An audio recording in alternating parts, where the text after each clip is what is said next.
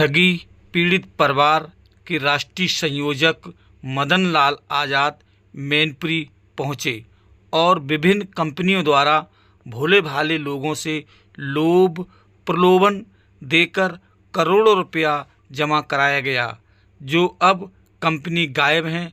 लाखों लोगों का करोड़ों अरबों रुपया डूब रहा है, जिसको दिलाने के लिए सरकार से दो दो हाथ करने के लिए अपने संगठन को धार दी है और अपनी जमा पूंजी को मय ब्याज से वसूल करने के लिए वे सरकार से दो दो हाथ करने के लिए 1 मई को दिल्ली में धरना प्रदर्शन करेंगे, जहां पर लाखों की संख्या में लोग पहुंचे हैं और उसके लिए तैयारी पूर्ण होने जा रही है। यहां पर क्या कुछ बताया है राष्ट्रीय संयोजक मदन लाल आज़ाद ने, आइए ये भी जानें इस पूरी खबर के जरिए। हमारे YouTube चैनल मैनपुरी 84 न्यूज़ में आपका स्वागत है। हमारे इस चैनल को सब्सक्राइब करें, लाइक करें, वीडियो पर कमेंट करें। आपका बहुत बहुत धन्यवाद। मैनपुरी से चंद्रपाल साकी की ये रिपोर्ट। नाम है आपका? मदन लाल आज़ाद नाम है साहब।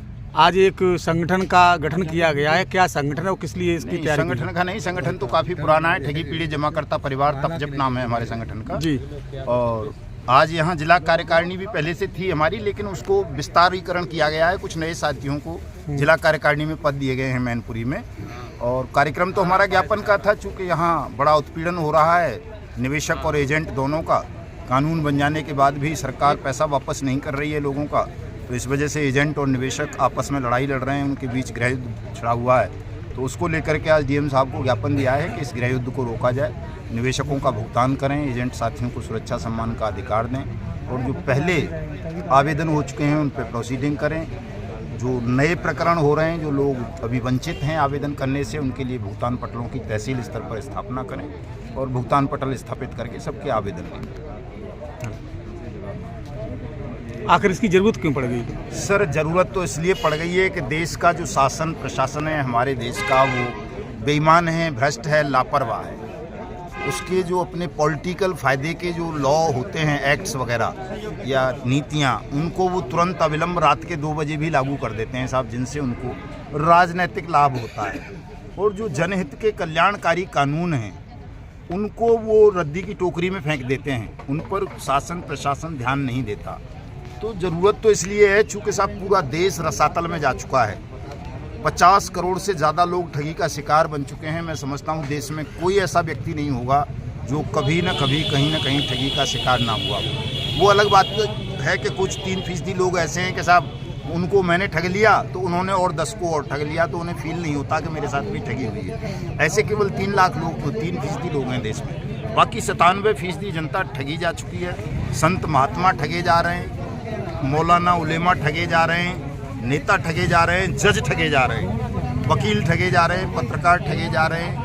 और जो है सुप्रीम कोर्ट के चीफ जस्टिस ऑफ इंडिया के नाम पर भी पिछले दिनों ठगी का एक प्रकरण हो गया था, जब चंद्रचूड़ साहब ठगी का शिकार बने थे। इसकी वापसी के लिए क्या तैयारी है? इसकी वापसी के लिए तैयारी ये है साहब कि 1 मई को हम संसद का घेराव करने जा रहे हैं। अब तक की सबसे बड़ी मानव श्रृंखला का आयोजन करेंगे। पूरे देश से ठगी पीड़ित आएंगे और वो अपने अपने क्षेत्र की पावन नदियों का जल लेकर के आएंगे और उस जल से संसद की धुलाई करेंगे, सांसदों की धुलाई करेंगे, सरकार की धुलाई करेंगे, ताकि इनकी मरी हुई आत्मा जाग सके कि उस लोकतंत्र के मंदिर के पवित्रीकरण की ये लोग रक्षा करें। और अगर ये ऐसा नहीं करेंगे पत्रकार साहब, तो हमारा सीधा खुला चैलेंज है कि हम सरकार को मिट्टी में मिला देंगे, उखाड़ के फेंक देंगे, बांग्लादेश और श्रीलंका से ज़्यादा बुरे हालात पैदा कर देंगे हिंदुस्तान के शासकों के लिए कि इनको हम खुली हवा में श्वास नहीं लेने देंगे किसी को भी, अगर इस कानून का इम्प्लीमेंटेशन नहीं किया, वर्ड्स एक्ट 2019 का,